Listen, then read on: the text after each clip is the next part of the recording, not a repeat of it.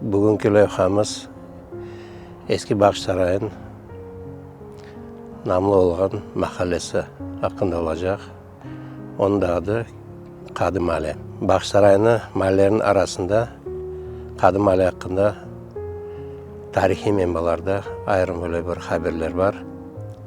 1701 senesi Kadasker kitaplarında Kadı Mahallesi mevcut olğanı hakkında da yazılgan. Ama ondan evvel bu mahalle ebed olğandır. Birinci sual sorabilirler. Ne sebepten bu mahallenin adı Kadı? Kadı belli. Kadı ne olğanı? Yani mahkeme etken bir insan.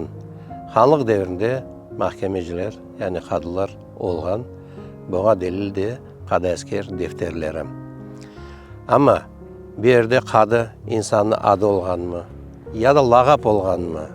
Ya da bir insan hakikaten kadılık etkende hanlık devrinde ve öz hareketinden, öz adaletinden diyeceğimiz cemaat bu mahallenin bir yerde yaşayan cemaat mahalleye de şu adını koygandır diyeyim.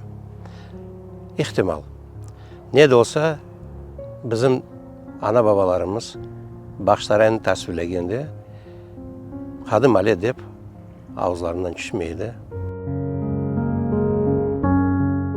Bu mahallenin mezarlığı da pek çok cenkten evvel, 100 yıl evvelsi resimlerde aksettirilgendir. Çünkü bu mahallenin mezarlığı diyeceğimiz Kadı Mahalle mezarlığı olsa da ama bir yerde bu mezarlıkta etraftaki olğan kaç mahallenin cemaati defin etilgendir. Böyle büyük mezarlık tek Hansaray'ın yukarısında Savuskan mezarlığı ve Salaçık'ın başında olğan bir mezarlıktır. 1930 senesi haberde bir resimçik var. İnternette onu tapmağa mümkün. Bu resimde mezarlığın en yukarısında, yolun kenarında bir oba, başka aytıp olamayın, bir oba insan, her kişiler apalar, baş taşların yanında mezar taşlarının üstüne oturup ya da ayaklarını uzatıp yatkanlarını görmek mümkün. Uların o vakitte bizim geçmişimizge, bizim ecdadlarımıza olğan hürmetini şu fotodan ağlamak mümkün. Şimdi biz mezarlığın toprağında duramız. Allah bağışlasın. Elbette gördüğünüz gibi mezar taşlar kalğanı yok. Eski fotolarda yol kenarında sıra sıranın baştan kalan yasalgan mezar taşlar çok olğanı şu eski resimlerden görmege mümkün. Ama ağlağanıza göre 1944 senesinden son bir yerdeki baş taşlarında başka yerlerde bütün Kırım'da olğanı gibi viran etip, ciyiştirip bir yerlerde bir şeyler yasap kullanğandırlar diyeyim. Bu mezarlığın bir acınıklı bir tarihi var Zemanevi vaxtında. Etraftaki ihale mezarlığın üstüne bir oba çöplük taşıp obalağan indiler. Yerli din cemiyet yani Xançay'ın din cemiyeti bu hakkında haberdar olğandan son öz teşebbüsünün məxsus tolbalarga böyle bir ilanlar yazdılar. Adamlar onu görgenden son bu yerge çöplük başka tökmeyler. Yazılmagan olsa ihtimal mezarlığın bir kısmı bugünkü günde çöplükке tolup gideredi.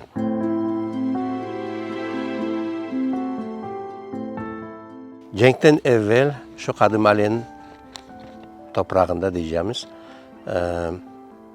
Kızıl Oktyabr degen yanı bir teri işlegen zavod kurulğandı. Yani çoksu belki teri Bağışsaray'da Tabana Mahalle'de işleydiler.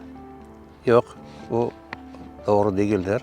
Çünkü tabakhaneler yani teri işlenen şu ustahaneler Sırlıçeşmen Mahallesi'nde olğan, tabakhanede olğan, Kadı Mahalle'de olğan, Gülsüm'de olğan, Yanğan Cami'de de olğan.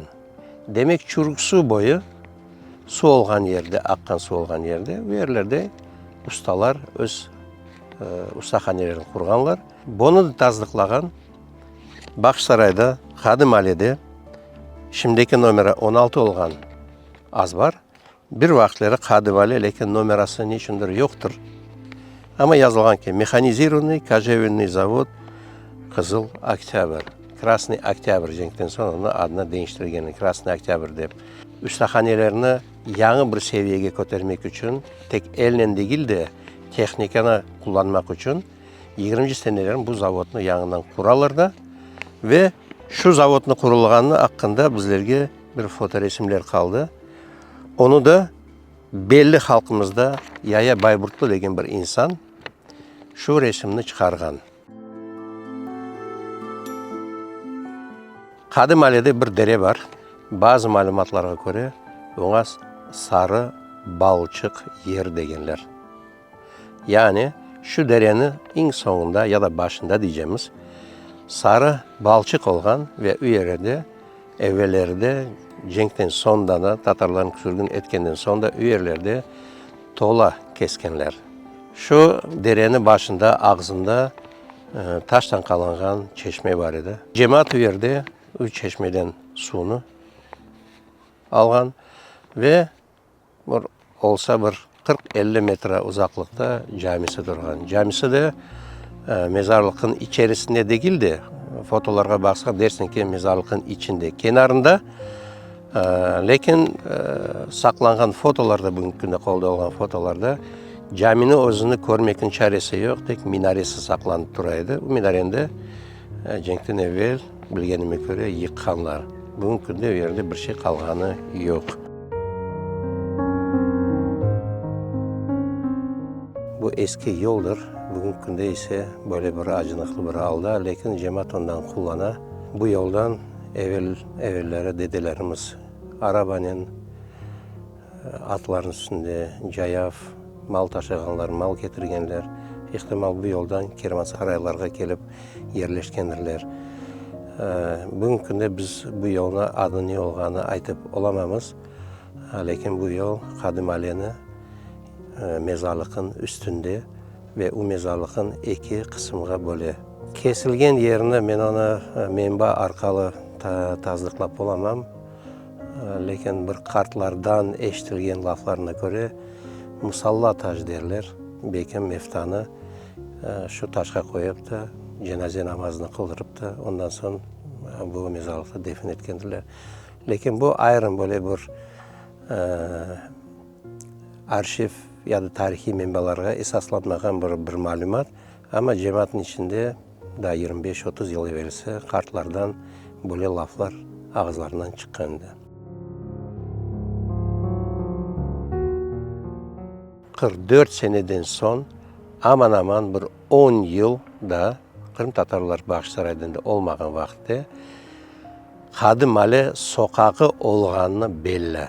Bugünkü günde eski Male'nin toprağında, koleminde diyeceğimiz 3 sahte adlı sokak vardır. Mesela Zatrubçenko 24 degen bugünkü günde Kadim Ali 26. Zatrubçenko 32 olgan ise Kadim Ali 16. Zatrubçenko 41 olganı Kadim Ali 13. Biz şimdi Kadim Ali'nin sokaklarında birindemiz. Bu da Kadim Ali'ye bakan sokak. On tarafta bir vaxtları ev turgan. Bu evde de Bakşsaraylı Salhe Ocapçı ve Akayı Murtaza yaşaganlar. Salhe Ocapçı'nı resimde görmek mümkün.